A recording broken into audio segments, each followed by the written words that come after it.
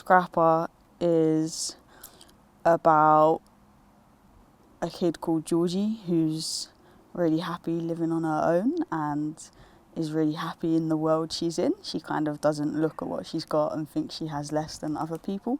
She always thinks that what she's got is the best you could have, I suppose. So I think the film always came from like a child's outlook on upbringing or whatever. You know, when you're a kid, you're given anything and you think it's the best thing in the world and you don't see that other people have more or you have less than others.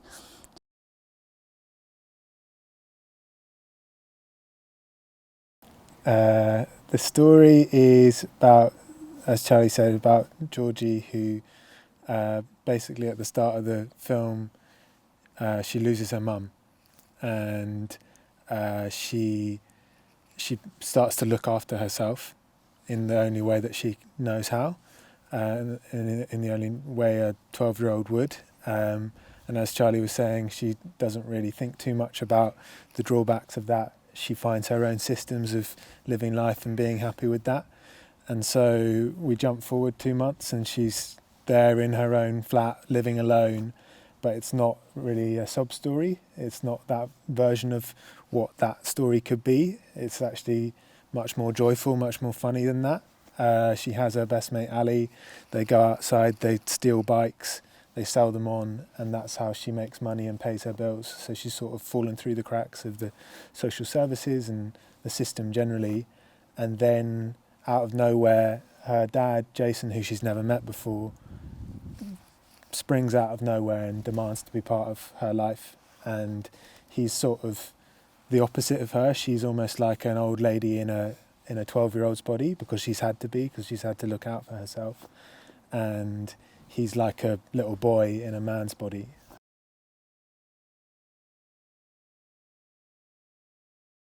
We did a Guardian documentary called No Ball Games where we went around the UK and filmed like kids all over on different council estates and how they spent their summer, just like kind of the games they created and the world they created in that summer holidays.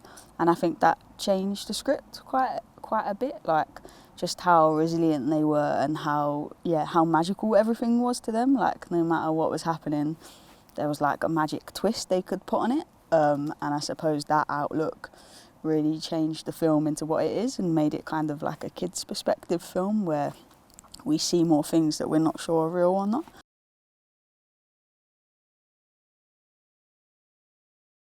That was kind of something we always wanted to show, is that everyone kind of looks out for each other in areas like this, or like for the kids this is like the best place in the world, which I think it is in lots of ways, you know, like you have like your best mates next door and you can play out with like even if you go to the centre of Limes Farm on a summer day, like there's like 50 kids like just all over different areas or something, just all playing together. And I suppose that was always something we wanted to show.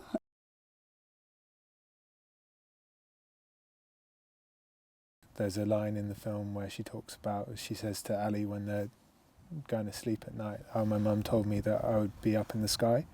So in some ways she's like trying to build a tower to get back to her mum.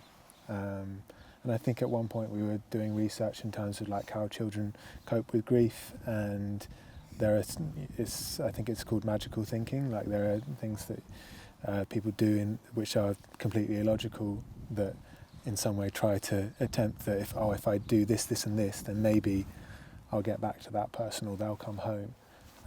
So I guess it's like a twist on that idea.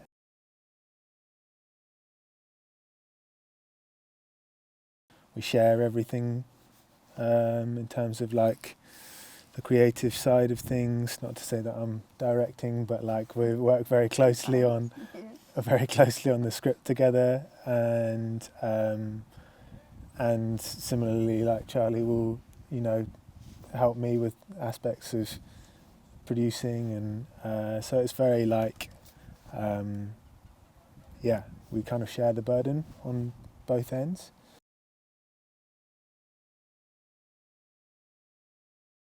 We both got obsessed with her tape as soon as we saw it. Like, she came to the audition and was like, and I've told her this, she won't mind it. Shocking. She didn't say a word, she just sat there saying, I don't know, like, and she just wouldn't say anything, not sure. But in her tape, she did like voices, and she was just like so charismatic, and was talking about her and her mum's addiction to home bargains.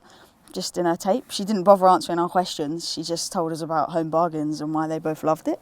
And we were just like, yes, we were like the home bargains girl, she's the one we want. Yeah.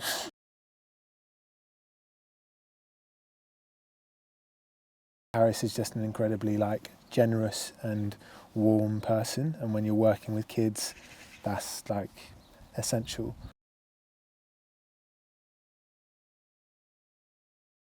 We've known each other a really long time, and we did like a lot of our first projects together.